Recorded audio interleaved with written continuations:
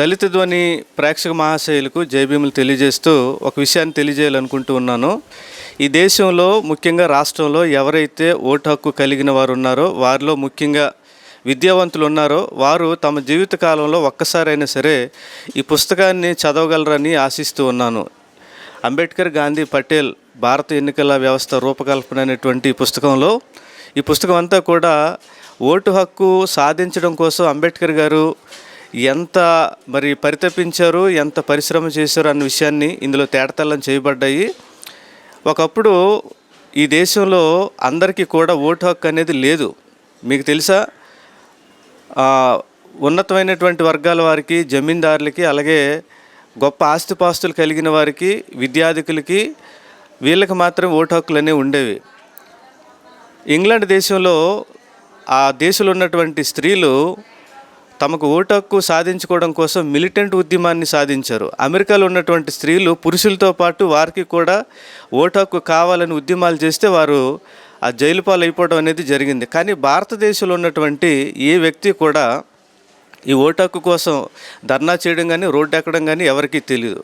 ఒకప్పుడు ఈ ఓటు హక్కు కావాలని అనుకుంటే సంవత్సరానికి 5 రూపాయలు భూమి శిస్తైనా కట్టి ఉండాలి, లేదా సంవత్సరానికి 100 రూపాయలు వ్యవసాయ భూమికి బాడుగానే చెల్లించి ఉండాలి, లేదా మున్సిపల్ కార్పొరేషన్కి సంవత్సరానికి 100 రూపాయలు ట్యాక్స్ కట్టగలిగే స్థితిలో ఉండేవారు. ఇన్ని క్రైటీరియాస్ అనేవి ఉండేవి. ఆ రోజుల్లో 100 రూపాయలు ట్యాక్స్ కట్టడం అంటే ఆలోచించండి.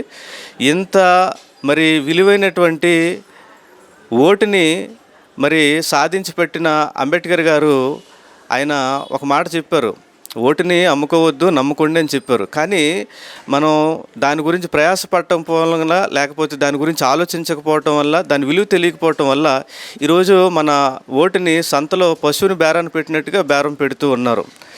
ఈ ఓటు హక్కు ద్వారా భారత దేశంలో ఉన్నటువంటి అంతరాల్ని అంబేద్కర్ గారు ఏ విధంగా చిన్న భిన్నం చేశారనంటే, ఈ ఓటు హక్కు చదువు రాని వారికి, స్త్రీలకి, అలాగే బడుగు బలహీన వర్గాల వారికి, ఎస్టీలకి, ఎస్సీలకి, అలాగే ముఖ్యంగా యాచకులైన వారు, అడుక్కునే వాళ్ళు, వీళ్ళందరికీ కూడా ఓటు హక్కు రావటం వలన ఈ రాజకీయ ప్రాతినిధ్యం అనే దాని తలరాతని అంబేద్కర్ దీని ద్వారా మార్చారు. ఈ తరంలో ఇంత చదువుకున్నటువంటి, ఇంత వసతులు ఉన్నటువంటి ఈ కాలంలో ప్రతి ఒక్కరూ ఓటు హక్కు, దాని విలువ, దాని గొప్పతనాన్ని గుర్తించి మీ తలరాతని, దేశం యొక్క తలరాతని మారుస్తారని ఆశిస్తూ అందరికీ జై భీములు.